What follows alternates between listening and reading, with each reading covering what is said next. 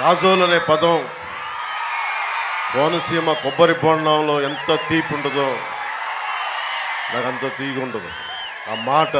రోజు జనసేన 2019లో ఒక్క విజయం, ఒక్క రాజోలు విజయం.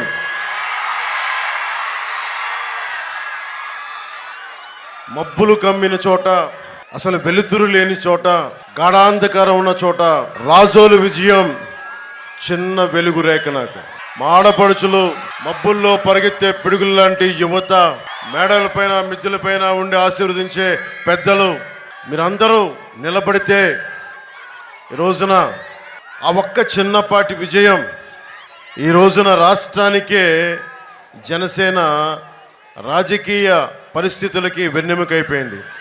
ఆ విజయం మీది. వారాహి ఈ వేదిక మీద నాతో పాటు ఉన్న జిఎం హరీష్ గారికి ఎంపీ క్యాండిడేట్గా తెలుగుదేశం పార్టీ నుంచి సైకిల్ గుర్తు మీద మన హరీష్ గారు పోటీ చేస్తున్నారు, జిఎం బాలయోగ్ గారి అబ్బాయి. అలాగే జనవాణి కార్యక్రమానికి సంధానకర్తగా వ్యవహరించి ముందుకు తీసుకెళ్లిన శ్రీ వరప్రసాద్ గారికి గాజు గ్లాస్ గుర్తు మీద మన పార్టీ తరఫున పోటీ చేస్తూ ఉన్నారు. అలాగే ఎక్స్ ఎమ్మెల్సీ టీడీపీ నుంచి రుద్రరాజు పద్మరాజు గారికి మనస్ఫూర్తిగా నా హృదయపూర్వక నమస్కారాలు. BJP ex MLA Manepalli Ayyaji Vema గారికి మనస్ఫూర్తిగా నా హృదయపూర్వక నమస్కారాలు. కొత్తపల్లి సుబ్బారెడ్డి గారికి, మనకి ఎన్నికల్ని పరిశీలకులుగా ఉన్న కొత్తపల్లి సుబ్బారెడ్డి గారికి నా హృదయపూర్వక నమస్కారాలు. లింగోలు పెద్దబాబులు గారికి, సీనియర్ నాయకులు జనసేన పార్టీకి, వారికి నా హృదయపూర్వక నమస్కారాలు. దిరిసెల బాలాజీ గారికి, state joint secretary Janasena party, వారికి నా హృదయపూర్వక నమస్కారాలు. అలాగే గెడ్డం మహాలక్ష్మి ప్రసాద్ గారికి నా హృదయపూర్వక నమస్కారాలు. మేడిచెర్ల సత్యవాణి గారు ఎంపీపీ మల్కీపురం. మనం ఆ రోజు గుర్తుంది సభలో మన మల్కీపురంలో శ్మశానం లేదనేది, ఆ శ్మశానం అవసరాన్ని మనం తీర్చుదాం. అలాగే వనమాలి ములా స్వామి గారు సీనియర్ టీడీపీ నాయకులు, మత్స్యకార సామాజిక వర్గం నుంచి వచ్చిన వారికి నా హృదయపూర్వక నమస్కారాలు. కేతా శ్రీని గారికి MPP, Razole state BCCL secretary Telugu Desam పార్టీకి, వారికి కూడా నా హృదయపూర్వక నమస్కారాలు. ఇక్కడి నుంచి వచ్చిన తెలుగుదేశం కార్యకర్తలకి, జనసేన నాయకులకి, జన సైనికులకి, తెలుగు మహిళలకి, వీర మహిళలకి, యువతులకి, నా అక్క చెల్లెలకి, మా ఆడపడుచులకి, పెద్దలకి మరోమారు ధన్యవాదాలు తెలుపుకుంటాం. మరోమారు హృదయపూర్వక నమస్కారాలు. ఇది మనకి 18 రోజులు మిగిలి ఉంది. 5 సంవత్సరాల నుంచి పనిచేస్తూ ఉన్నాం. ఈ 5 సంవత్సరాల నుంచి మనం రోడ్ల మీదే ఉన్నాం. మొదటి తరం రాజకీయ నాయకుడిని నేను. వైఎస్ జగన్ గారు లాగా వారి తాతల దగ్గర నుంచి, వారి తండ్రుల దగ్గర నుంచి 150 సంవత్సరాలు ఉన్న కాంగ్రెస్ పార్టీల నుంచి వచ్చిన వాడిని కాదు. మన స్వయం కృషి మీద చిన్నపాటి ప్రభుత్వ ఉద్యోగి కొడుకుని నేను మీ అందరి అభిమానంతో నటనలోకి వెళ్ళి మీ అభిమానాన్ని సంపాదించుకొని 2009లో రాజకీయ ప్రస్థానాల్లో భాగస్వామి అయ్యి దాన్ని నిలబెట్టుకోలేకపోయినా ఆ బాధ, మన వల్ల కాదు రాజకీయ పార్టీ అని అందరూ అంటే పంతం తీసుకున్నాను, బలంగా తీసుకున్నా. దశాబ్దం నుంచి ఎవ్వరి ఆసరా లేకుండా ఒక్క మీ గుండెల్లో మీరు ఇచ్చిన బలమే ఈ రోజున జనసేన నిలబెట్టింది. జగన్ వెళ్ళిపోయే సమయం అయిపోయింది. శ్రీకాకుళం, విజయనగరం, ఉభయ గోదావరి జిల్లాలు, నర్సాపురం, ఏ మూలకి వెళ్ళినా, నిన్న రైల్వే కోడూరు వెళ్ళినా, రాజంపేట, కడప వెళ్ళినా, తిరుపతి వెళ్ళినా, ఏ మూలకి వెళ్ళినా ఒకటే, ప్రభుత్వం మారిపోతుంది, వైసీపీ ఓడిపోతుంది. దీంట్లో ఏమాత్రం సందేహం లేదు. నేను ఎన్ని చెప్పినా, నేను మీకు ఇప్పుడు కూర్చోబెట్టి ఓటు వెయ్యడమే మార్పు. రాజోలకి మనం ఏం చేయగలం, రాజోలకి మనం ఎలా నిలబడగలం? ఇది కోనసీమ ప్రాంతం. ఇది కొబ్బరి చెట్టుని పెద్ద కొడుకుగా చూసుకునే నేల ఇది. వరప్రసాద్ గారు చెప్తా ఉన్నారు, రాష్ట్ర విభజన జరిగినప్పటి నుంచి కూడా కోనసీమ జిల్లాల మీదే దృష్టి అందరికీ. తెలంగాణ నాయకులు కూడా ఒకటే అనేవాళ్ళు, మీకు పచ్చడి కోనసీమ జిల్లాలు ఉన్నాయి, మీకు ఎక్కడ చూసినా గోదావరి నది ఉంది, నదీ పరివాహక ప్రాంతాలు ఇలాంటివి ఉండి మేము వెనకబడిపోతున్నాం, మీరు బాగున్నారని చెప్పి కేవలం ఉభయ గోదావరి జిల్లాలను చూపించి అభివృద్ధిని చెప్పి ఈ రోజున మనం విడిపోతే నష్టపోయాం మనం ఈ రోజున. అలాంటి ఉభయ గోదావరి జిల్లాలకి గోదావరి పారుతూనే ఉంది ఒకవైపు, కానీ తాగడానికి నీళ్లు లేవు. లంకల గ్రామాలకి చిన్నపాటి వరద వస్తే దారి లేకుండా పోతూ ఉంది, నీటి సౌకర్యం లేదు. ముఖ్యంగా కోనసీమ రైతాంగం మనకి రాజమండ్రికి వచ్చి నాకు క్రాప్ హాలిడే ప్రకటించాం, మా పరిస్థితి ఏంటి అని చెప్పి ఒక్కొక్క కష్టం చెప్తే నిజంగా నాకు కదిలిపోయాను. కోనసీమ రైతాంగానికి మీరు చెప్పిన సమస్యల్ని నా గుండెల్లో తీసుకున్నాను. ఆ రోజు మీరు చెప్పిన పాయింట్స్ అన్ని రాసుకున్నాం. అన్నం పెట్టే కోనసీమ రైతాంగానికి ఉమ్మడి కూటమి Bharatiya Janata party, Telugu Desam party, Janasena party ఈ కూటమి రైతాంగానికి ఎంత బలంగా నిలబడదో మీకు తెలియజేసుకుంటాను. 2022లో కోనసీమలో వరి పండించే రైతులు పంట విరామం ప్రకటించారు. నీరు అందించడంలో ప్రభుత్వం నిర్లక్ష్యం, కాలువల నిర్వహణ లేక ముంపు సమస్య, పెట్టుబడి పెరిగిపోవడం, మద్దతు ధర ఇవ్వకపోవడం, పంటలు వేయలేదు. దాదాపు 13 మండలాల్లో పక్క నియోజకవర్గంతో సహా అమలాపురంతో సహా క్రాప్ హాలిడే ప్రకటించారు. రైతులు నాకు చెప్పింది ఒకటే, మాకు ఎకరానికి 25,000 నష్టం కలుగుతూ ఉంది.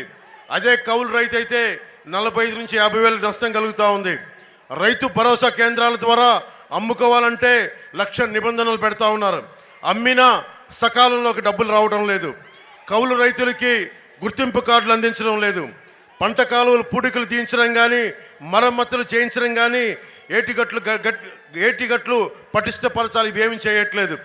తొలకరి పంట సమయంలో భారీ వర్షాలు, విపత్తుల వల్ల పంట నష్టం కలుగుతూ ఉంది. ధాన్యం రంగు మారుతూ ఉంది. ఇది మా దృష్టికి తీసుకొచ్చిన సమస్య. కాలువ గట్లే డంపింగ్ యార్డ్లు, ప్రతి పంచాయతీల్లో ఉన్న చెత్తంతా తీసుకెళ్ళి కాలువ గట్ల మీద, గోదావరి గట్ల మీద పోస్తుంటే దాంతో కాలువలు, నదులు కూడా కలుషితం అవుతూ ఉన్నాయి. డ్రైనేజ్ కాలువల్లో కూడా పూడుకులు తీలేక మొత్తం మురుగునీరు వచ్చేసి కుళ్ళిపోతూ ఉంది పంట. ఇవన్నీ చెప్తా ఉన్నారు. పంట కాలువల నిర్వహణ లేదు, దీని గురించి అధికారులకు శ్రద్ధ లేదు, ప్రభుత్వానికి శ్రద్ధ లేదు, ఉన్న ఎమ్మెల్యేకి శ్రద్ధ లేదంటే ఆ రోజు నేను ఒకటే మాట చెప్పాను. నేను 3.5 ఎకరాలు మాకు చిన్న వ్యవసాయ భూమి ఉండేది మొగల్తూరులో. ఒక్కొక్క సెంటు 2 సెంట్లు మనకి ఆర్థిక ఇబ్బందులు వచ్చినప్పుడల్లా పెళ్ళిళ్ళు చేయాలన్నా చిన్నమ్మలకి అమ్ముకుంటా వచ్చాం. ఒక రైతు కష్టం నాకు తెలుసు. అందుకనే రైతాంగాన్ని నేను మాటిస్తున్నాను, వచ్చిన సంవత్సరం లోపే నేను మీకు ఏమైతే సమస్యలు ఉన్నాయో, గిట్టుబాటు ధర కానీ, సాగునీటి సమస్య కానీ, ఇవన్నీ నేను ముందుండి నేను మీకు మాటిస్తున్నాను. కోనసీమ రైతాంగానికి రైతు బిడ్డగా నేను మాటిస్తున్నాను. పిఠాపురం నుంచి పోటీ చేస్తున్నాను. మీకు అందుబాటులో ఉంటాను, మీకు అందుబాటులో ఉండేవాడిని, మీకు అందుబాటులో ఉంటాను. ప్రతి సమస్యకి నేను క్షేత్రస్థాయి పరిశీలన నేను చేస్తాను.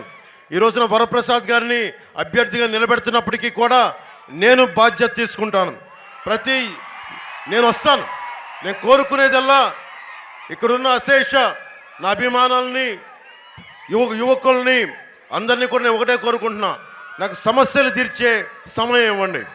ఫోటోలకి మీద పడ్డా, లేదంటే నన్ను వెళ్ళనివ్వకపోయినా క్షేత్రస్థాయి నాకు పర్యటన చేయాలంటే మీద పడితే నేను సమస్యల్ని నేను తీర్చలేను. నేను కోరుకునేది అదొక్కటే. రైతాంగం కోసం నేను వచ్చినప్పుడు, ఒక సమస్య కోసం నేను వచ్చినప్పుడు నాకు సమస్యని పరిశీలించే అవకాశం కల్పిస్తే నేను అన్నీ వదిలి వచ్చిన వాడిని. మీకు తెలుసు, 200 కోట్ల పైన సంపాదిస్తే తప్ప 70 కోట్లు ట్యాక్స్ కట్టలేము. నేను 70 కోట్లు ట్యాక్స్ కట్టాను 5 సంవత్సరాల్లో. అది నా సంపాదన. నాకు రాజకీయాల్లో డబ్బు సంపాదన అవసరం లేదు. కానీ మీ కష్టాలను తీర్చడానికి మీకు ఇంట్లో ఒకటిగా నేను ఈరోజు రాజకీయాల్లోకి వచ్చాను. ముఖ్యంగా రైతాంగం చెప్పింది, నీటి తీరువ సంఘాలు ఉండేవి, అవి రద్దు చేశాడు. ఆ వ్యవస్థను చంపేశాడు జగన్. కూటమి ప్రభుత్వం రాగానే నీటి తీరువ సంఘాలని పునరుద్ధరణ చేస్తాం. అలాగే వాటికి ఎన్నికలు పెట్టడం మానేశారు. సంఘాలన్నీ కలిపి పూడికలు, కాలువలు, మరమ్మతులన్నీ చేసేవారు. గ్రామ సభలను పెట్టుకొని ఏ కాలువలకి ఏమేం చేయాలో నిర్ణయించుకునేవాళ్ళు. దానికి అవన్నీ లేకపోవడం వల్ల ఈ రోజున అన్ని రకాల వ్యర్థాలు వెళ్ళిపోయి పూడికలు లేక నష్టపోతా ఉన్న రైతాంగం. రైతులు పెట్టుబడి ఖర్చులు పెరిగిపోయినాయి.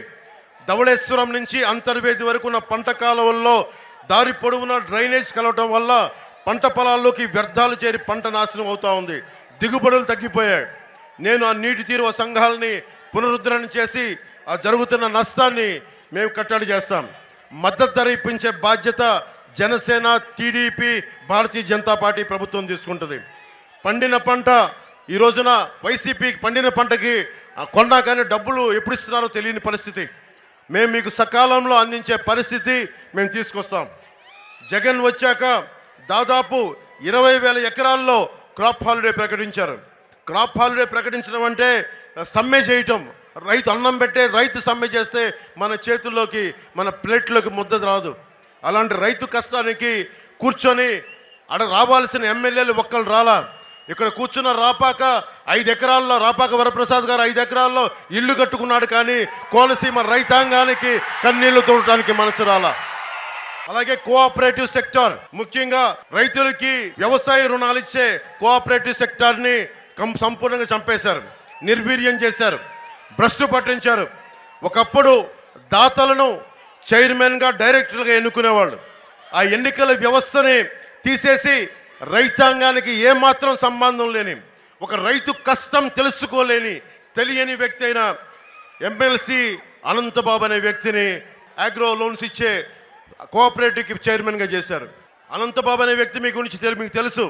తన కింద పనిచేసే ఒక దళిత కులానికి చెందిన డ్రైవర్ని చంపేసి డోర్ డెలివరీ చేసిన వ్యక్తి. ఇదే కనుక ఒక చిన్నపాటి దెబ్బ ఇద్దరు కొట్టుకుంటేనే పోలీసులు కేసులు పెడతారు. జగన్ మీద చిన్న గులకరాయి పెడితే మొత్తం ఆ కుర్రాన్ని పట్టుకున్నారు. ఒక డ్రైవర్ ఏ కులానికి చెందినవైనా కావచ్చు, ప్రత్యేకించి దళిత కులానికి చెందిన డ్రైవర్ని ఎమ్మెల్సీ చంపేసి డోర్ డెలివరీ చేస్తే ఈ రోజుకి దానికి అతి గతి లేదు. మళ్ళీ వైసీపీకి ఓట్లు ఏమని అడుగుతాడు. దీన్ని బట్టి ఆలోచించండి ఎంత దిగజారిపోయిన ప్రభుత్వాలు. ఇది మీకు నష్టం, మనకి నష్టం. ముఖ్యంగా ఇందాక హరీష్ గారు మాట్లాడుతా అంబేద్కర్ కోనసీమ జిల్లాగా అన్నప్పుడు నిజంగా చెప్తా ఉన్నాను. అంబేద్కర్ గారిని మనం గర్వించే, మనందరం గౌరవించే వ్యక్తి. అలాంటి వ్యక్తి పేరు కోనసీమకు పేరు పెడితే మనం ఎవరైనా సరే ఎందుకు గొడవలు పెడతారు? ఎవరికి అవసరం ఉంది? సర్ ఆర్థర్ కాటన్ దొరనే మనం గుండెల్లో పెట్టుకొని పూజిస్తాం. మొత్తం గోదావరి జిల్లాలు విదేశీయుణ్ణి, తెల్ల జాతీయుణ్ణి, శ్వేత జాతీయుణ్ణి మొత్తం గుండెల్లో పెట్టుకొని పూజిస్తాం. అలాంటిది అంబేద్కర్ కోనసీమ జిల్లాగా పేరు పెడితే దానికి అవసరం ఏముంది? గొడవ పెట్టుకోవాల్సిన అవసరం ఏముంది? కానీ సమస్య ఏంటంటే వైసీపీ కులాల మధ్య చిచ్చులు పెట్టడానికి, ప్రతి కులంలో కొన్ని వాదోపవాదాలు ఉంటాయి. వ్యక్తులకు కొంతమందికి పడవు. ఉదాహరణకి పక్కన ఉన్న రామచంద్రాపురం చూడండి, తోట త్రిమూర్తులు గారికి, పిల్లి సుభాష్ చంద్రదాస్ గారికి పడేది కాదు. ఇద్దరు వ్యక్తుల మధ్య గొడవ, అది కులాల మధ్య గొడవ అవ్వాల్సిన అవసరం లేదు. రంగా గారికి కానీ, విజయవాడలో నెహ్రూ గారికి కానీ వాళ్ళ ఇద్దరు వ్యక్తుల మధ్య గొడవ కులాల గొడవలు అయిపోయినాయి. ఇది చాలా చాలా ఉపద్రవం. ఇది ఇద్దరు వ్యక్తుల మధ్య గొడవ, కులాల గొడవలు అయిపోతే మనం ఎవరం బతకలేం. సమాజంలో ఇంకో కులం లేకుండా ఇంకో కులం పనిచేయదు. ఇది చాలా కష్టం. ఇందాక వస్తున్నప్పుడు మోరిపాడు గ్రామాల నుంచి అదే చెప్తాను. మోరిపాడు గ్రామాల నుంచి కొందరు నా దగ్గరికి వచ్చి ఒకటే చెప్పారు, మేము ఇక్కడ జీడి పిక్కల్ని కుటీర పరిశ్రమగా చేసుకుంటాం. దాంట్లో కాపు సామాజిక వర్గం ఉంది, బీసీ సామాజిక వర్గం ఉంది, ఎస్సీ సామాజిక వర్గం ఉంది. కానీ మాకు సరైన ఇబ్బందులు ఉన్నాయి, మార్కెటింగ్ ఫెసిలిటీస్ లేవు. దీనిని కుటీర పరిశ్రమగా గుర్తించాలి అంటే నేను మోరిపాడు అన్నదమ్ములకు చెప్తా ఉన్నాను. కూటమి ప్రభుత్వం రాగానే మేము వచ్చి దాన్ని కుటీర పరిశ్రమగా గుర్తిస్తాం. ఈరోజు వైసీపీ అంబేద్కర్ కోనసీమ జిల్లా పేరు పెట్టి వాళ్ళ నాయకులే గొడవ చేసి, గొడవల్లో A1గా ఉన్న అన్నం సాయి అనే వ్యక్తే ఈ రోజున మంత్రి విశ్వరూప్ వెనక ఉన్నారు. దీన్ని బట్టి మనకేం అర్థమవుతుంది? వాళ్లే గొడవలు క్రియేట్ చేసి మనమే గొడవలు పెట్టుకోవాలనే పరిస్థితి. నేను వచ్చి ఒకటే చెప్పాను, చట్టం ఎవరికైనా సమానంగా పనిచేస్తుంది. అంబేద్కర్ గారు ఏ రోజు కూడా ఈ వ్యక్తికి చట్టం సమానంగా పనిచేసి ఇతనికి ఎక్కువ పనిచేస్తుంది ఏ రోజు చెప్పలా. తప్పు ఎవరు చేసినా రాజ్యాంగం కానీ, చట్టం కానీ, లా కానీ సమానంగా అందరికీ పనిచేస్తాయి. సమాజాన్ని విచ్ఛిన్నం చేసేవాళ్ళు ఏ కులస్తులైనా కావచ్చు, సమానమైన పనిష్మెంట్ ఉంటుంది. అంతర్వేది కొప్పినాతి కృష్ణమ్మ గారు అగ్నికుల క్షత్రియులు అంతర్వేది ఆలయంలో ఉండే రథాన్ని, నరసింహస్వామి రథాన్ని దుండుగులు తగలబెట్టేస్తే ఒకటే చెప్పారు, పిచ్చోడు కాల్చాడు, లేదంటే తేనె తట్టుంటే దానికి మంట పెట్టడానికి కాల్చేశారంటే కొంతమంది నీచులు ఉంటారు. గొడవలు పెట్టడానికి, లేదా పొరపాటున తాగేసే ఉండొచ్చు, కారణాలు ఏదైనా ఉండొచ్చు. కానీ బాధ్యత గల ప్రజాప్రతినిధులు ఏం చేయాలి? దోషుల్ని పట్టుకోవాలి. మీరు చెప్పండి, ఒక చిన్న గులకరాయి పడితే ఇంతమంది సమూహంలో జగన్కి ఒక గులకరాయి పడితే నిందితుడిని పట్టుకోగలిగాడు. మనకి అంతర్వేది రథాన్ని కాల్చేస్తే నిందితుడిని పట్టుకోలేపారు ఈ రోజు దాకా. ఏం సూచిస్తుంది అది? ఏం చెప్తుంది అంటే నువ్వు పట్టుకోవాలంటే పట్టుకోగలవు, నువ్వు నిజంగా దోషులను పట్టుకోవాలంటే పట్టుకోగలవు. కానీ అపోహల మధ్య ప్రభుత్వాన్ని నడపాలి, గొడవల మధ్య మనం కొట్టుకుంటా ఉంటే వాళ్ళు ప్రభుత్వాలు నడపాలి. దీనికి ఇది ఆగాలి. ఇలాంటి దుష్ట పరిపాలన ఆగాలి. నేనే ఉన్నా, భీమ్లా నాయక్ అని సినిమా చేశా, వకీల్ సాబ్ అనే సినిమా చేశా. నేను ఏ రోజు డబ్బు కోసం వెంపర్లాడలా. నేను వచ్చి వీళ్ళ కాళ్ళు పట్టుకోవాలంట, వచ్చి అన్న జగన్ అన్న మీరు కొంచెం వదిలితే నా సినిమాకి డబ్బులు కావాలని. నేను ఒకటే చెప్పా, నేను మొత్తం ఫ్రీగా యూట్యూబ్లో వదిలేస్తాను సినిమా అని చెప్పి. దేనికంటాం ఆ మాట? ఆత్మగౌరవంతో బతుకుతాం, దేహి అని బతకం. ఆత్మగౌరవం కోసం ప్రాణాలు వదిలేసుకుంటాం, అంతేగాని చందనం చెట్లని నరికే వాళ్ళ దగ్గర, కులాల మధ్య చిచ్చులు పెట్టే వాళ్ళ దగ్గర, మెగాస్టార్ చిరంజీవి గారిని తీసుకొచ్చి టేబుల్ పైన కూర్చోబెట్టే వాళ్ళకి మేము లొంగం. వైఎస్ జగన్ ఒకటే గుర్తుపెట్టుకోవాలి, జగన్ ఇది 2009 కాదు 2024 గుర్తుపెట్టుకో. తెగించొచ్చాం రాజకీయాల్లోకి. నిన్న రైల్వే కోడల్లో కూడా చెప్పా, నా కోసం 40 మంది ఎర్రచందనం స్మగ్లర్లు దింపారంట పిఠాపురానికి, గోదావరి జిల్లాలకి. నేను ఒకటే చెప్పా, అరే నేను భారతీయుడిని, ఎక్కడ అక్రమం జరిగినా అన్యాయం జరిగినా ధైర్యంగా ఎదుర్కోగలను. ఒకటే చెప్తా ఉన్నా, నేను పవన్ కళ్యాణ్ని, నేను ధైర్యవంతుని, నాకు అస్సలు భయాలు ఉండవు. ఒకటే జీవితం, ఒకే ఒక జీవితం. కూర్చోబెట్టి జగన్ లాంటి గూండాలకి, పెద్దిరెడ్డి మిథున్ రెడ్డి లాంటి దోపిడీదారులకి భయపడం. ఎక్కడో కూర్చోబెట్టి మిథున్ రెడ్డి అనే వ్యక్తి చెప్తా ఉన్నాడు, ఒకసారి ఢిల్లీలో కనిపించి ఏదో పెళ్లిలో మాట్లాడుతూ ఉంటే, ఎవరో పెళ్లికి వెళ్తే, కేంద్ర మంత్రి పెళ్లికి వెళ్తే ఆయన ఒకటే చెప్తా ఉన్నాడు, మేము మా పీలూరు నియోజకవర్గాలకు కానీ వాళ్ళ చిత్తూరు జిల్లాలకు వచ్చి మా నియోజకవర్గాలకు వచ్చి మా అక్కడ ఏళ్ళు పెడితే మేము ఊరుకోం, అలాగని మేము ఎవరి జోలికి రామని చెప్తా ఉన్నాడు. అంటే ఎవరు మాట్లాడకూడదు వాళ్ళకి, కానీ వాళ్ళు వచ్చి ప్రతి జిల్లాలో ఏళ్ళు పెట్టచ్చు. మిథున్ రెడ్డి వచ్చి తూర్పుగోదావరి జిల్లాలో ఏళ్ళు పెట్టచ్చు, మిథున్ రెడ్డి వచ్చి పశ్చిమ గోదావరి జిల్లాలో ఏళ్ళు పెట్టచ్చు. మనం వెళ్ళి మాట్లాడకూడదు అక్కడ. మిథున్ రెడ్డికి ఒకటే చెప్తున్నా, మిథున్ రెడ్డి గారికి, పెద్దిరెడ్డి గారికి, జగన్ గారికి ఒకటే చెప్తున్నా, ఇది మేం భయపడే వ్యక్తులం కాదు, ఇది జనసేన. ఇది మీరు ఒక చెయ్యి ఎత్తితే మేము 1,00,000 చేతులు ఎత్తుతాం, గుర్తుపెట్టుకోండి. అంతర్వేది రథం పోతే గుడివాళ్ళలో ఒక మంత్రి మాట్లాడతారు, రథం గాలిపోతే ఏమవుద్ది, కొత్త రథం చేయిస్తామంటాడు. రథం తాలూకు ప్రాశస్త్యం తెలుసా, ఒక విధి విధానాలు తెలుసా, అంత తేలిగ్గా మాట్లాడచ్చా? అది వాళ్ళు ఇచ్చే గౌరవం. ఇలాంటి దుర్మార్గాలు జరిగితే వెట్టకారం అపహాస్యం చేసే వాళ్ళని చూడండి ఏ స్థాయికి వెళ్ళిపోయారు. అలాగే వశిష్ఠ వారధి సకినేటిపల్లి నుంచి నర్సాపురం వంతెన అనేది అందరి దాదాపు 40 సంవత్సరాల నుంచి కోరిక ఇది. అలాగే ఇందాక హరీష్ గారు చెప్తా ఉన్నారు, కోనసీమలో రైలు కోత వినిపించాలని. కోటిపల్లి నర్సాపురం రైల్వే లైన్ని పూర్తి చేసే బాధ్యత మనం తీసుకుందాం. అలాగే దీనికోసం కొన్ని భూముల్ని తీసుకునే పరిస్థితుల్లో ఇందాకే చూశాను, కొన్ని కొత్త ఇళ్ళు కూడా నిర్మించుకున్నా, కొన్ని ఇళ్ళు ఉన్నాయని.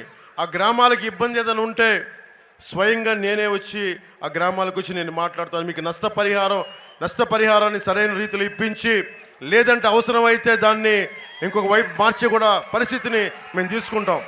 కానీ ఎందుకంటే నేనే చెప్తున్నా, ఒకసారి లక్షలాది, ఉదాహరణకి కోటిపల్లి నర్సాపురం రైల్వే లైను చాలా కీలకం. ఇది ఇన్ని లక్షల మంది ప్రజలు ఒక్క రైలు కోత వినిపించాలని. ఇప్పుడు మనం ఊహించుకోండి, దారి పొడుగుతూ వస్తుంటే హెలికాప్టర్ని చూస్తూ ఉంటే, కోనసీమ చూస్తుంటే, రాజోలు చూస్తూ ఉంటే, మనకి పి గన్నవరం చూసినా, అమలాపురం పోయినా, మన ఇటు రాజోలు వచ్చినా, ఆ పైనుంచి చూస్తుంటే ఎంత సుందరంగా ఉందో, ఎంత అందంగా ఉందో.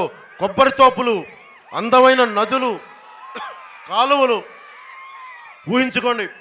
వీటి మధ్యలో నుంచి ఒక రైలు కూతతో ఒక ట్రైన్ పోతా ఉంటే ఎంత సుందరంగా ఉంటుంది. కేరళ తరహాలో, రాజస్థాన్ తరహాలో రాజస్థాన్లో ప్యాలెస్టాన్ వీల్స్ లాగా మనం ఈ కొబ్బరి తోపుల మధ్య మనం కూర్చోబెట్టి ఒక చక్కటి రైల్వే లైన్ చేసుకోగలిగితే మనకి చాలా అద్భుతమైన మనకి టూరిజం డెవలప్ అవుద్ది. ఇంతమంది యువతకి ఉపాధి అవకాశాలు ఎక్కడి నుంచి కల్పిస్తాం? డబ్బులు ఇచ్చుకుంటే వెళ్ళిపోతే సరిపోదు, డబ్బులు ఇచ్చుకుంటే వెళ్తే సరిపోదు. డబ్బులు సృష్టించాలి. సంపదను ఎక్కడి నుంచి సృష్టిస్తాం? మనం పని చేయాలి కదా. ఈరోజు నేను ఇన్ని వేల మందికి కౌలు రైతులకి డబ్బులు ఇవ్వగలిగాను, ఒక్కొక్కరికి ₹1,00,000 చొప్పునంటే నాకు నటన అనే ఒక సమర్థత, ఒక ప్రతిభ ఉంది. చిరంజీవి గారు పెట్టిన భిక్ష అది అది అది అనేది చేయడం వల్ల రాజకీయాలకు చేశాను, రాజకీయాలకు వచ్చా. కానీ నిజంగా ఒక సమర్థత, ఒక ప్రతిభ ఉంటే అది ఒక భీమ్లా నాయక్ సినిమా అయింది, ఒక వకీల్ సాబ్ సినిమా అయింది. సినిమాలు చేస్తే డబ్బు అంటే పని చేస్తేనే డబ్బు వస్తాయి. ఆ డబ్బుకి నేనేం చేశాను? రైతాంగానికి హెల్ప్ చేయగలిగాను. అదే ప్రభుత్వం కూడా సంపద సృష్టించాలి, ఉద్యోగాలు ఇవ్వాలి, ఉపాధి అవకాశాలు కల్పించాలి. రైతాంగానికి సరైన కాలువలు పూడికి తీసి డ్రైనేజీల వ్యవస్థను బాగు చేసి నిజంగా పంట పండే పరిస్థితులు పెట్టాలి, సంపద సృష్టించాలి. అప్పుడు ఎవరికైనా సరే దారిద్ర్య రేఖ దిగువనున్నా కానీ, ఎస్సీ సామాజిక వర్గానికి కానీ, బీసీలకు కానీ ఎవరికైనా సరే మనం డబ్బు ఇవ్వాలంటే సంపద సృష్టించందే ఎంత డబ్బుని అప్పులు తెచ్చి పెడతాం మనం? మీరు చెప్పండి. నేను సంపదను సృష్టించాను కాబట్టే కౌలు రైతాంగానికి ఇచ్చాను. జగన్ చెప్తా ఉన్నాడు, కూటమి ప్రభుత్వం వస్తే మన సంక్షేమ కార్యక్రమాలు ఆపేస్తామని చెప్పాం. సంక్షేమ కార్యక్రమాలు జగన్ చేయట్లా. జగన్ తాత ముల్లే ఇవ్వట్లేదు. ఇది మన డబ్బు. మనం తినే ప్రతి గింజ మీద, తాగే ప్రతి బొట్టు మీద, మనం ఏమి చేసినా పన్నుల మీద పెట్టే ట్యాక్స్ ప్రభుత్వానికి కడుతున్నాం. బ్యాంకులో డబ్బులు ఉంటాయి. బ్యాంకులో డబ్బులు ఏం చేస్తాం? మనకి డిపాజిట్ చేస్తే ఆ మేనేజర్లు వాళ్ళ సొంతది కాదు ఆ డబ్బు. అలాగే ప్రభుత్వం మీద పెట్టిన డబ్బు జగన్ సొంతం కాదు, అది మనందరి డబ్బు. నాయకత్వం ఎలా ఉండాలి అంటే ఏ సమస్యకి ఎక్కువ డబ్బు ఇవ్వాలి, రైతాంగానికి ప్రాధాన్యత ఇవ్వాలా, మహిళలకు ప్రాధాన్యత ఇవ్వాలా, ఏ సమయంలో ఎవరికి ప్రాధాన్యత ఇవ్వాలనేదే నాయకత్వం తాలూకు లక్షణం. వారి కార్యక్రమాలు అలా ఉండాలి. మొత్తం మనందరం రోడ్ల మీదకి వచ్చి కేవలం సంక్షేమం అని చెప్పి అప్పుల్లో చేసి మీకు ఈ రోజున డిఎస్సి నోటిఫికేషన్ కూడా లేకుండా చేశాడు జగన్. మీకు ఉపాధి అవకాశాలు ఉన్నాయా? ఇంత పచ్చటి కోనసీమ ఉంది, మీకు ఉద్యోగాలు ఉన్నాయా? మీకు ఉపాధి ఉందా? ఒకసారి మీరు ఆలోచించండి. అంతర్వేదిలో ముఖ్యంగా మత్స్యకార సామాజిక వర్గానికి కూటమి ప్రభుత్వం ఒక జట్టి రావడానికి, ఒక ఫిషింగ్ హార్బర్ చేయడానికి మేము సంపూర్ణంగా కృషి చేస్తాం. అలాగే మీకు తెలుసు, నేను 2016లో DCA dredging corporation of India అని మనకి హార్బర్లో ఇసుకని పూడికి చేసే బోట్లు ఉంటాయి. ఆ డ్రెడ్జింగ్ కార్పొరేషన్ ఆఫ్ ఇండియా దానికి సంబంధించి నిజంగా కనుక ఇక్కడ ఒక రీజనల్ ఆఫీస్ కనుక పెడితే మన రాజోల్లో మీలాంటి యువతకి చాలామందికి ఉపాధి అవకాశాలు వస్తాయి. ఇది నేను ప్రధానమంత్రి గారితో కేంద్ర నాయకత్వంతో మాట్లాడి ఇక్కడ ఒక స్థానికంగా ఉండే ఒక కార్పొరేషన్ రీజనల్ ఆఫీస్ని, DCI రీజనల్ ఆఫీస్ని ఇక్కడ డెవలప్ చేసే పరిస్థితిని హరీష్ గారు, మనకి వరప్రసాద్ గారు, మేము బాధ్యత తీసుకుంటాం. ముఖ్యంగా గోదావరి జిల్లాకి ఆధ్యాత్మిక క్షేత్రాలు ఇక్కడ చాలా ఉన్నాయి. ఈ ఆధ్యాత్మిక క్షేత్రాలకు సంబంధించి ప్రతి ఒక్కరికి ఇక్కడ టూరిజం డెవలప్ చేస్తాం. పర్యాటకానికి సంబంధించి ప్రత్యేకమైన దృష్టి పెడతాం. గోదావరి ఒడ్డున బలంగా దిండి రిసార్ట్స్ ఉన్నాయి. దిండి రిసార్ట్స్ ఎంత అద్భుతంగా ఉంటాయో మీకు తెలుసు. అలాంటిది ఈ తీర ప్రాంతం అంతా రిసార్ట్స్ కనుక కేరళ తరహాలో మనం డెవలప్ చేసుకోగలిగితే, కేరళ తరహాలో టూరిజం డెవలప్ చేసుకోగలిగితే బోల్డ్ అంతా ఉపాధి అవకాశాలు లభిస్తాయి. అంతేగాని వచ్చిన ప్రతిదీ కూడా నాకేంటి అని అనకుండా, మనకి లాభాలు లేకుండా, లంచాలు లేకుండా నిజంగా మీకోసం పనిచేసే ప్రభుత్వాన్ని మేము తీసుకొస్తాం. ముఖ్యంగా రాజోల్లో గల్ఫ్ దేశాలకి వెళ్ళే వాళ్ళు ఎక్కువ. ఇక్కడ ఏజెంట్ల మధ్యలో నష్టపోతూ ఉన్నారు. పాస్పోర్ట్ల కోసం, అలాగే పాస్పోర్ట్ దశ నుంచి వర్క్ పర్మిట్ దాకా, వీసా దాకా అవగాహన లేక ఏజెంట్లు వలలో పడి మోసపోతూ ఉన్నారు. దీనికి సంబంధించిన మోసాలు జరుగుతూ ఉన్నాయి అనిపించింది. మేము వరప్రసాద్ గారు ఇక్కడ ఎన్నికలో గెలవగానే గల్ఫ్ దేశాలకు వెళ్ళే వారి కోసం ఒక సహాయక కేంద్రం ఏర్పాటు చేస్తాం. గల్ఫ్ దేశాలకు వెళ్ళే వారి కోసం ఆర్థికపరమైన అవగాహన కూడా ఉండదు. దీనికోసం కనీసమైన అవగాహన కల్పించే ఈ సహాయక కేంద్రాన్ని ముందుకు తీసుకొస్తాం. అలాగే గల్ఫ్ దేశాలకు వెళ్ళే వాళ్ళకి ఎలాంటి స్కిల్స్ నేర్చుకుంటే మీకు మంచి ఉద్యోగాలు వస్తాయి, ఉపాధి అవకాశాలు వస్తాయని చెప్పి కూడా ఆ స్కిల్స్ని గుర్తించి ఇక్కడ ట్రైనింగ్ ఇచ్చి మిమ్మల్ని గల్ఫ్ దేశాలకు పంపిస్తాం. అలాగే రాజోలు ప్రాంతంలో మనకి గోదావరి సంగమం వశిష్ట, మనకి గోదావరి సంగమం చాలా గొప్పది. ఇది అన్నా చెల్లెళ్ళు గట్టు అంటాం మనం దీనిని ప్రపంచమంతా తెలిసేలాగా, దేశం అంతా తెలిసేలాగా జనసేన, టీడీపీ, భారతీయ జనతా పార్టీ కూటమి వల్ల ఈ ప్రతిదాన్ని కూడా అద్భుతమైన టూరిజం స్పాట్గా చేసే అవకాశాన్ని తీసుకుంటాం. ముఖ్యంగా కోనసీమ పి గన్నవరం కానీ, అమలాపురం కానీ, మన రాజోలు కానీ, ఈ మూడిటికి సంబంధించి సినిమా షూటింగ్లకు రావాలి అంటే ఇక్కడ నిజంగా సినిమా స్టూడియోలు డెవలప్ అవ్వాలి ఇక్కడ. ఎందుకంటే ఇన్ని కోట్ల జనాభా పెరిగిపోతుంది. భారతదేశం నుంచి వచ్చి ఈ పచ్చని పరిసరాలని, ఈ గోదావరి తీరాన్ని డెవలప్ చేసుకోవాలంటే నిజంగా ఇక్కడ ప్రభుత్వం తరపు నుంచి సినిమా స్టూడియో లాంటివి డెవలప్ కావాలి. అలాంటివి ఎందుకంటే మనకి తమిళనాడు నుంచి, కేరళ నుంచి, మనకి కర్ణాటక నుంచి, ఉత్తరాది హిందీ రాష్ట్రాల నుంచి, మనకి మిగతా రాష్ట్రాల నుంచి కూడా మనకి వచ్చి ఇక్కడ ఉన్న చక్కటి అందమైన పరిసరాలని షూటింగ్కి అనువుగా ఉండేలాగా, ఎందుకంటే టూరిజం పెరుగుద్ది, మీ అందరికి అవకాశాలు ఉంటాయి, ఉపాధి అవకాశాలు పెరుగుతాయి, బోళ్ళంతమందికి సినిమా రంగంలో కూడా మీకు బలమైన అవకాశాలు వస్తాయి. అది కూడా మేము ముందుకు తీసుకెళ్తాం. దేవస్థానం భూముల్ని అన్యాక్రాంతం అవుతున్నాయి. చాలా లాస్ట్ టైం పోయినప్పుడు ఇవన్నీ అడ్డగోలుగా దోచేశారని చెప్తా ఉన్నారు. దేవుడి మాన్యాలు ఎవరు తీసుకెళ్ళినా చాణక్యుడు చెప్పినట్టుగా తరాలు ఎగిరిపోతాయి. దేవుడు మాన్యం ఎవరు ముట్టుకున్నా తరాలు ఎగిరిపోతాయి, గుర్తుపెట్టుకోండి. దేవుడు మాన్యాలని తిరిగి దేవస్థానికే చెందేలాగా మేము బాధ్యత తీసుకుంటాం. అలాగే రాజోల్ని స్మార్ట్ సిటీ చేస్తామని ఓఎన్జీసీ ప్రకటించినా దానిని వెనకాల పడేవాళ్ళు ఎవరు లేరు. అలాగే రాజోల్ని స్మార్ట్ సిటీ చేసే బాధ్యత హరీష్ గారు, వరప్రసాద్ గారు, మేము కూటమి ప్రభుత్వం తీసుకుంటుంది. ముఖ్యంగా ఓఎన్జీసీ కానీ, గెయిల్ కంపెనీలు కానీ వారికి ఒకటే తెలియజేస్తా, మీరు కనుక పోయినసార్లా మీరు అండగా నిలబడండి. ఈసారి మా కొద్దిపాటి మెజారిటీ కాదు, ఆయన్ని ఎంపీగా భారీ మెజారిటీతో గెలిపించండి, ఈయన ఎమ్మెల్యేగా భారీ మెజారిటీతో గెలిపించండి. ఏం జరుగుతుందో చెప్తాం. ఓఎన్జీసీ, గెయిల్ పైప్ లీకులు జరుగుతూ ఉన్నాయి, పర్యావరణం దెబ్బతింటూ ఉంది. మన ప్రతినిధులు వెళితే మనకి గెయిల్ కానీ ఓఎన్జీసీ ప్రతినిధులు వాళ్ళ దగ్గర దాదాపు 200 కోట్లు తీసేసుకొని మన ప్రజలు నష్టపోతూ ఉన్నారు. నేను కేంద్ర ప్రభుత్వంతో మాట్లాడి, మీకు తెలుసు ప్రధానమంత్రి గారి స్థాయికి వెళ్ళి కూర్చొని నాకు మాట్లాడగలిగే సత్తా ఉన్నవాడిని, అమిత్ షా గారితో కూర్చొని మాట్లాడగలిగేవాడిని, ఎంటైర్ ఈ రోజున కూర్చొని అలయన్స్ని రెడీ చేసిన వాడిని. మీరు వెళ్ళి పంపిస్తే నేను వెళ్ళి కూర్చొని మాట్లాడతాను. ఓఎన్జీసీ అధికారులతో కానీ, రిలయన్స్ కానీ, గెయిల్ కానీ ఏమైతే లీకులు ఉన్నాయో నేను వచ్చి క్షేత్రస్థాయి పరిశీలన చేస్తాను. ఒక రాజకీయ నాయకుడిగా, ఒక పార్టీ వ్యవస్థాపక అధ్యక్షుడిగా నేను ఏం మాట్లాడినా ప్రజా పోరాటం అవుద్ది తప్ప, రేపొద్దున వరప్రసాద్ గారిని మీరు ఎమ్మెల్యేగా లోపలికి పంపి చట్టసభలోకి పంపించిన, హరీష్ గారిని మనకి లోక్సభకు పంపించిన మాకు బలం ఉంటుంది, గొంతు పట్టుకొని నిలదీసి అడగగలం. గెయిల్ చేత, ఓఎన్జీసీ చేత ఈ పైప్ లైన్ తాలూకు కాలుష్యాన్ని తగ్గించి ప్రతి గ్రామం పచ్చదనం పోకుండా మీ ఆరోగ్యాన్ని సంరక్షించే బాధ్యత, కాలుష్యం లేకుండా చేసే బాధ్యత మేము తీసుకుంటాం. ఎమ్మెల్యే రాపాక వరప్రసాద్ గారి అవినీతి, 5 ఎకరాలు ఇల్లు కట్టుకున్నారు ఆయన. సెంటు పట్టా పేరుతోటి పేదలకి ఉచిత ఇళ్ల స్థలాలు 1000 కోట్ల అవినీతి జరిగింది. ఆ 1000 కోట్లు ఈయన కూడా ఒక చిన్నపాటి షేర్ తీసుకున్నారు. పట్టాలు ఇచ్చిన భూములు తక్కువ రేట్లు కొని ప్రభుత్వానికి దాదాపు 4 ఇంతలు ఎక్కువ డబ్బులు ఇచ్చుకున్నారు. ఈ స్థలాలన్నీ, ఇచ్చిన స్థలాలు బాగున్నాయా అంటే అన్ని నదీ పరివాహక ప్రాంతాలు, చెరువులు, శ్మశానాల మధ్యలో, పల్లప ప్రాంతాల మధ్యలో ఇవ్వడంతో పేదలు ఇల్లు కట్టుకునే పరిస్థితి లేదు.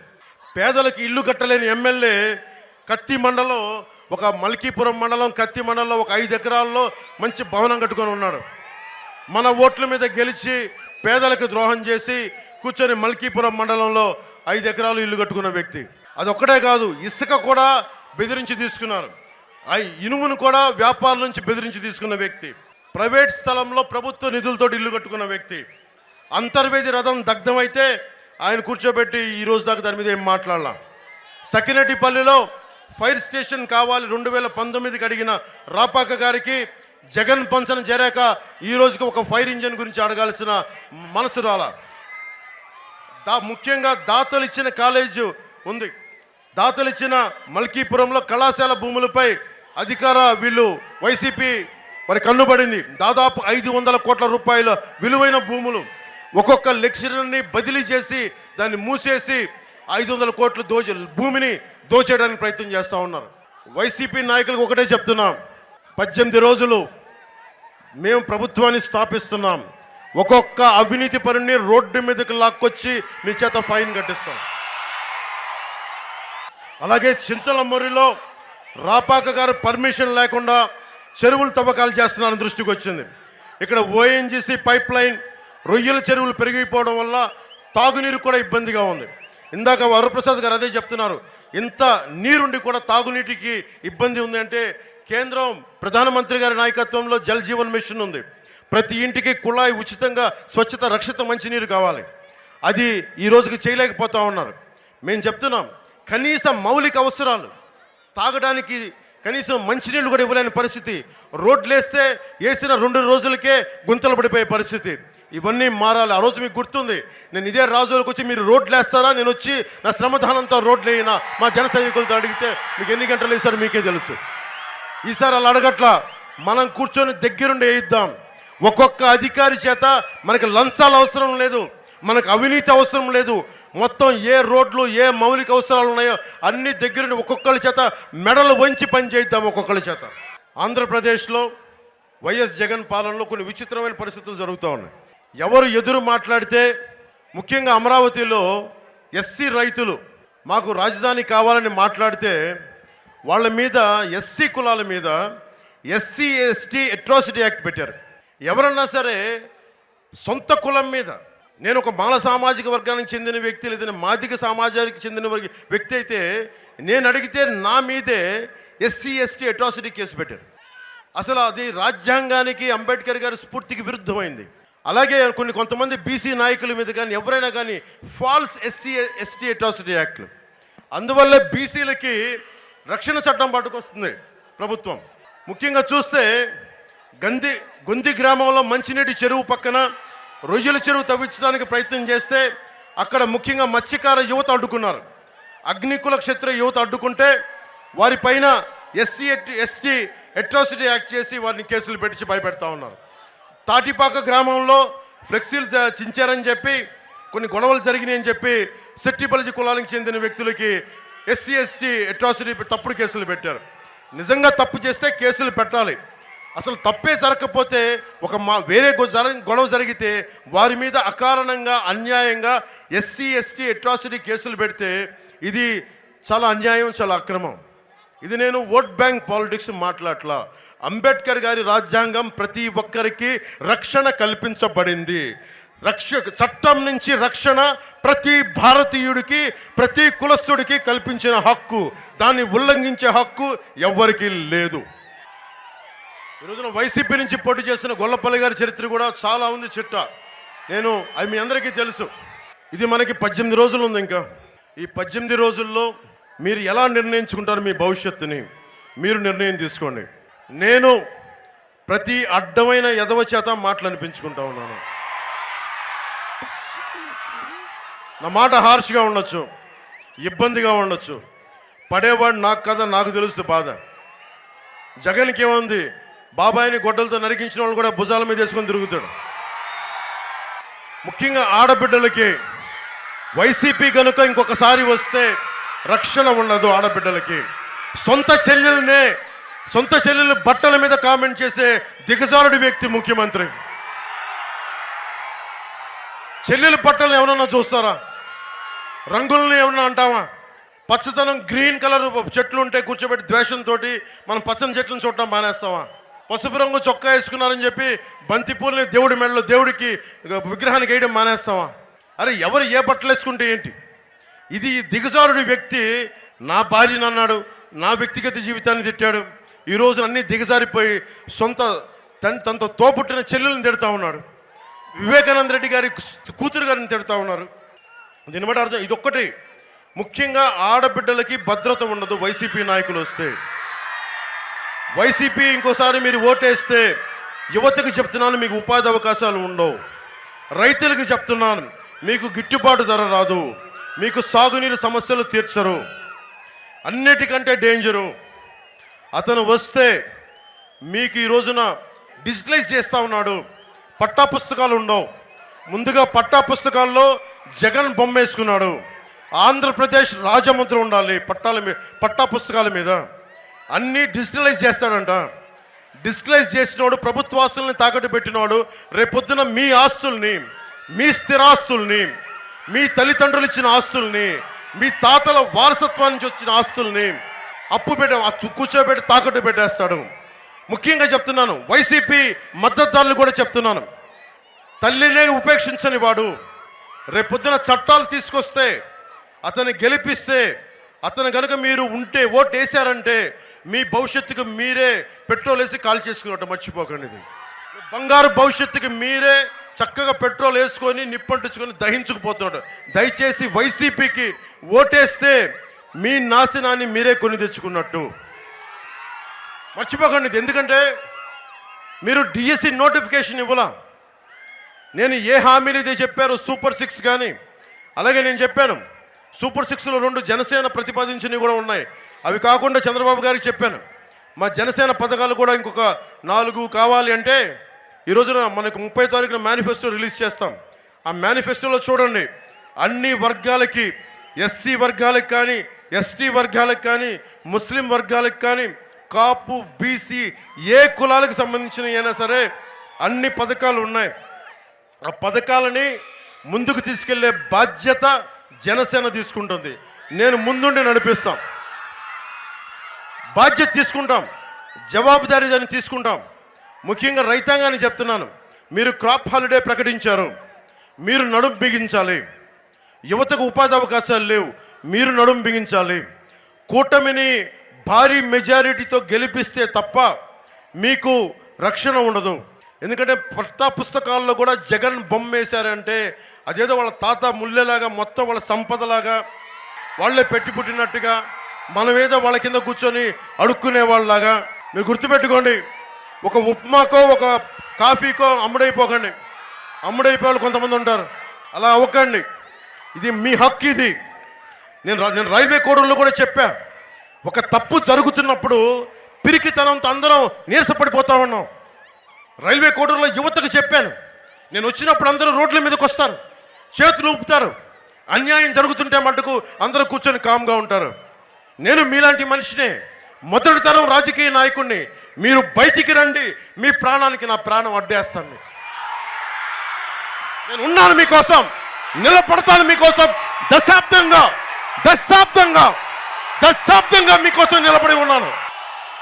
పారిపోను. నేను బలమైన భావజాలం కలిగిన వాడిని. వైఎస్ జగన్ 10th క్లాసు ఇంటర్మీడియట్లో పేపర్లు రిలీజ్ చేస్తూ ఉంటే నేను చెగ్వేరా గురించి చదువుకున్న వాడిని, విప్లవాల గురించి చదువుకున్న వాడిని, భారత పాకిస్తాన్ విభజన గురించి చదువుకున్న వాడిని, కష్టాల గురించి తెలిసిన వాడిని.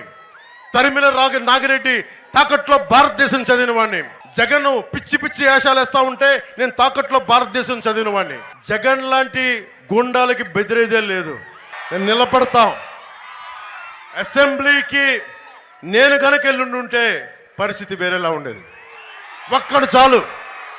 1 man's courage makes a majority అంటాం. ఒక్కడు నిలబడితే, రోడ్డు మీద ఒక్కడు నిలబడితే 100 మందికి దమ్ము ధైర్యం వస్తుంది. మనం నిలబడి ఉన్నాం. ఈ రోజున 5 సంవత్సరాలు మీలాంటి మహిళలు వచ్చి నిరసన ప్రకటిస్తే మధ్యతరగతి పాపం ఇంట్లో కూర్చున్న ఆడపడుచులు వాళ్ళ మీద అటెంప్ట్ మర్డర్ కేసులు పెట్టారు.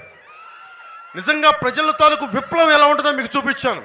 వైజాగ్లో కూర్చొని నా హోటల్ రూముల్ని భయభ్రాంతులను చేసి పోలీసు బూట్లతో మనకు రూముల పైన భయపెడితే ఒంటరి మహిళల బిడ్డలను తీసుకొచ్చి అన్న బయటకు వచ్చే వరకు మేము ఇక్కడే ఉంటాం కూర్చోని చెప్పి ఆ విజువల్స్ అని మీరు చూశారు. నిజంగా గుండెల లోతులోంచి ధైర్యం ఇచ్చే నాయకత్వం నిలబడితే ప్రజలు రోడ్ల మీదకి వస్తారనేది నేను ప్రూవ్ చేశాను. ఈ రోజున జనసేన నాయకులు వరప్రసాద్ గారికి చెప్తున్నాను, తెలుగుదేశం తరఫున పోటీ చేసిన హరీష్ గారికి, వాళ్ళ నాన్నగారు బలమైన గొప్ప నాయకులు బాలయోగి గారు, ఆయన స్ఫూర్తిని తీసుకొని ఆంధ్రప్రదేశ్కి మనం నిలబడాల్సిన అవసరం ఉంది. మన కోనసీమకి నిలబడాల్సిన అవసరం ఉంది. మన కోనసీమ కష్టాలని తీర్చాల్సిన అవసరం ఉంది. మనందరం సమిష్టిగా కలిసికట్టుగా మన రాష్ట్రాన్ని రక్షించుకుందాం, పరిరక్షించుకుందాం. యువతకి బాధ్యతనిద్దాం, యువతకు ఉపాధి అవకాశాలు ఇద్దాం, రైతుకి అండగా ఉందాం, ప్రతి బీసీలకి ఎస్సీలకి ప్రతి ఒక్కరికి చేదోడు వాదోడుగా ఉందాం, మైనారిటీలకి అండగా ఉందామని తెలియజేసుకుంటూ నాకు ఈ అద్భుతమైన అవకాశాన్ని ఇచ్చిన నా రాజోలు ఒక అమావాస్య రోజున ఒక సన్నటి వెలుగురేఖ, కనిపించని వెలుగురేఖ ఎలా ఉంటుందో నా రాజకీయ జీవితంలో పార్టీ పెట్టిన తర్వాత నా రాజోలు గెలుపు అంత గొప్పటి వెలుగురేఖ. అలా హారతి ఇచ్చారు ఆ రోజున. ఆ హారతే ఈ రోజున ఎన్నికల తర్వాత రాష్ట్రాన్ని అంతటికీ వెలుగు చూపించాలి. అలాంటి వెలుగు కోసం, అలాంటి బలమైన దినం కోసం నేను పిఠాపురం నుంచే పోటీ చేస్తున్నాం. బద్దలు కొడతాం, రాజోలుని బద్దలు కొడతాం. తెలుగుదేశం పార్టీ ఎక్కడ పోటీ చేసినా జన సైనికులు, జనసేన మద్దతుదారులు సంపూర్ణంగా నిలబడతాం. బీజేపీ ఎక్కడ నిలబడితే బీజేపీకి సంపూర్ణంగా నిలబడదాం.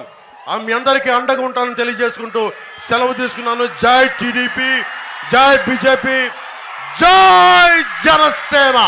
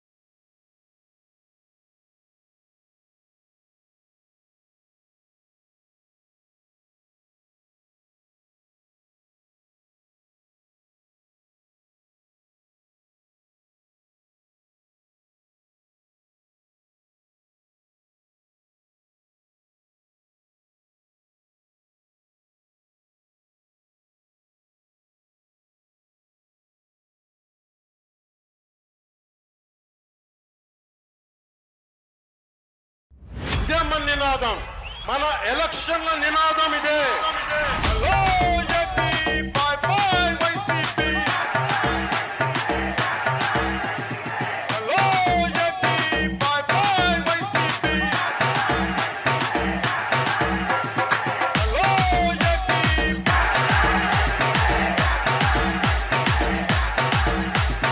Hello AP.